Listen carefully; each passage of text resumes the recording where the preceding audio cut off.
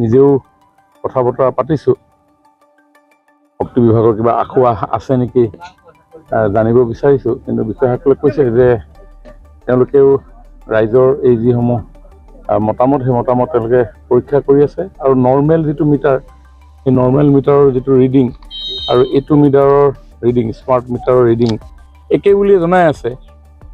কিন্তু তেওঁলোকে পৰীক্ষা নিৰীক্ষা কৰি আছে, চাওঁ কি হয়। মই ভাবোঁ বিসংগতিটো থাকিব নালাগে হ'বলা, কিন্তু মই গোটেই বিষয়টোত ইমান বেছি সোমোৱা নাই, কাৰণ বিভাগটো মোৰ যিহেতু নহয়।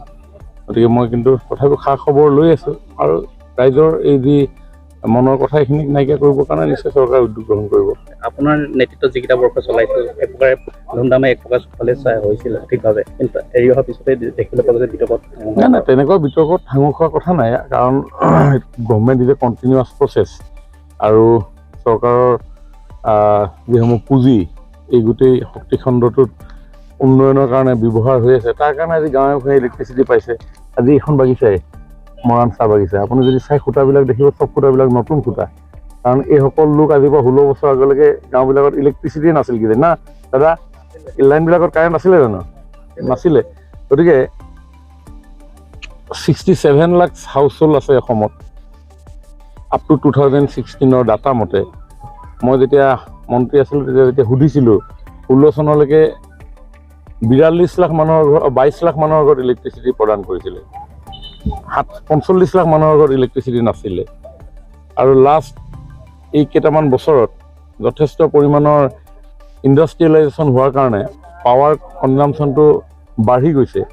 আগতে আমাৰ দৈনিক প্ৰায় 1600-1700 মেগাৱাট বিদ্যুৎ লাগিছিলে পিক টাইমত, কিন্তু এতিয়া প্ৰায় 2300-2400লৈ উন্নীত হৈছে।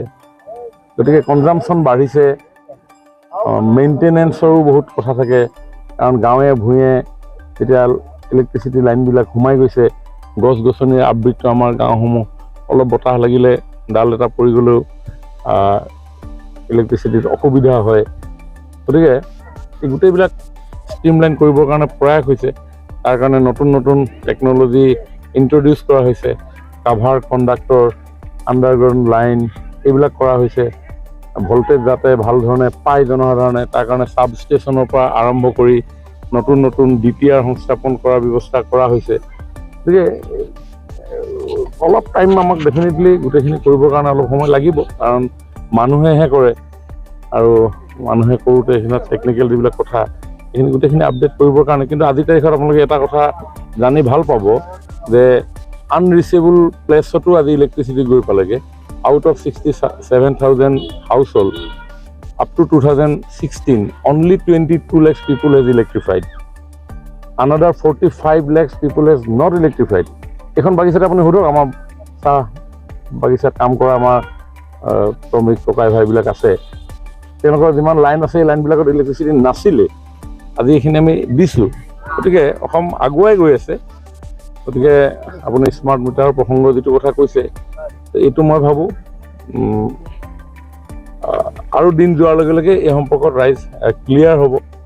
কাৰণ আমি মুখ্যমন্ত্ৰী ডাঙৰীয়াই ইতিমধ্যে ঘোষণাই কৰিছে বিধানসভাত, স্মাৰ্ট মিটাৰৰ বিলৰ ৰিডিং আৰু নৰ্মেল বিলৰ ৰিডিং ছেইম হয় নে নহয়। বিধানসভাত বিশেষ বেছি অভিযোগ উত্থাপন কৰি থকা বিধায়কগৰাকীৰ ঘৰতে সংস্থাপন কৰা হৈছে। গতিকে এমাহ যোৱাৰ পিছত আমি ক্লিয়াৰ হ'ম।